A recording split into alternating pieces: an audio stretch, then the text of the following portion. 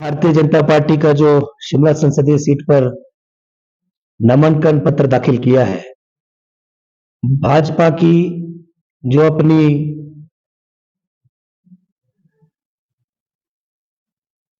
आज की रैली के प्रति जो उनकी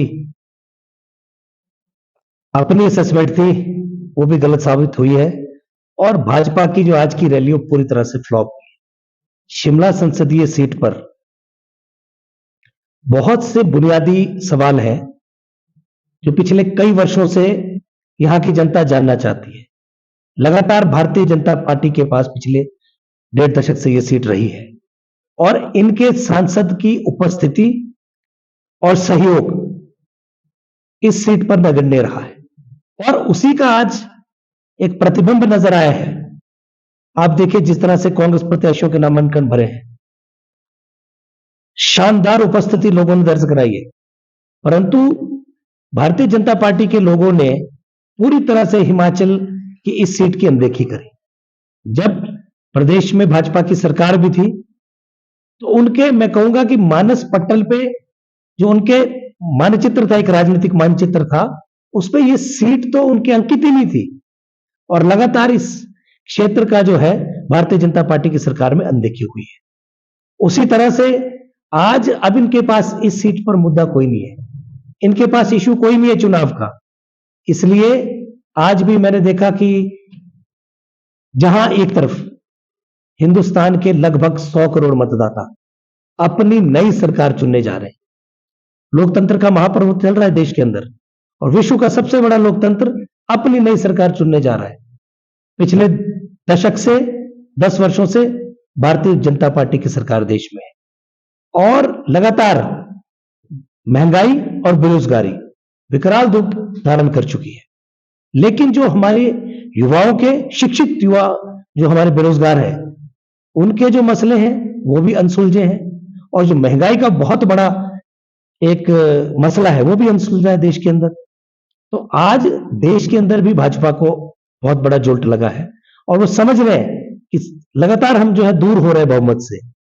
और अब जो है आप देखिए प्रधानमंत्री जी ने भी कहा कि अंबानी और अडानी ये जो है कांग्रेस को फंडिंग कर रहे हैं। तो ये तो पूरा देश दुनिया जानती है, बड़ी विडंबना है कि भारत के प्रधानमंत्री क्या समझते हैं हिंदुस्तान के अवाम को। पूरी देश दुनिया जानती, पूरा विश्व जानता है कि अडानी और अंबानी पिछले 10 वर्षों में किसकी गोद में बैठकर इतने इतरा रहे हैं और कौन उनका जो है पालन पोषण कर रहा है। लेकिन आज आप इस तरह की बात कर रहे हैं तो हम उनको भी कहना चाहते हैं, अगर प्रधानमंत्री जी ये कह रहे हैं और हिंदुस्तान का अगर प्रधानमंत्री कहता है तो साक्ष्यों के साथ ही कहता होगा।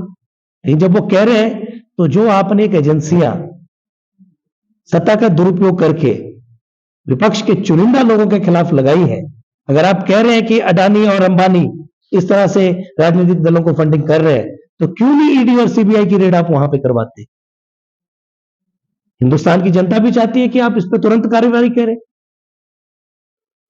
तो मसला यह है कि भारतीय जनता पार्टी मुद्दों से बहुत आगे बढ़ गई है, ये मुद्दा विहीन हो चुकी है। अब कि कानून, वैसे तो मैं कहूं कि उन्होंने सही कहा कि 6 चुनाव कांग्रेस जीत रही है और कांग्रेस की सीटें 40 हो जाए, ये बात बिल्कुल सही है। उनको भी कहते कभी कभी सच आ जाता है जुबान पर, तो उनकी जुबान पर यह सच आया था। दूसरा, उन्होंने जो बेबुनियादी बात कर रहे हैं, वैसे तो मामला जो है उच्च न्यायालय में लंबित है और विचाराधीन है, इस मामले में कोई टिप्पणी करना तर्कसंगत नहीं है। लेकिन अगर भाषण भारतीय जनता पार्टी के प्रदेश अध्यक्ष दे रहे हैं तो मैं उनको जानकारी के लिए बता दूं कि किस चीज का चुनाव होगा, किस लिए ये 9 चुनाव होंगे, किस लिए 6 चुनाव और होंगे। अब तथ्यों सही जनता में रखिए ना। और आपने बात करी सीपीएस की, तो क्या वो बताने की कृपा करेंगे कि ये जो सीपीएस है 6, इनकी आज तक ये किसी ने कहा नहीं, लेकिन मैं कह रहा हूं कि जो ये 6 पद है सीपीएस के, इसकी सैद्धांतिक मंजूरी किसने दी और किसने इन पदों का सृजन किया।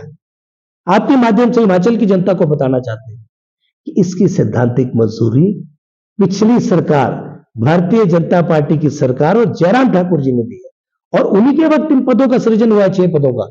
हमने तो सिर्फ आके भरी है।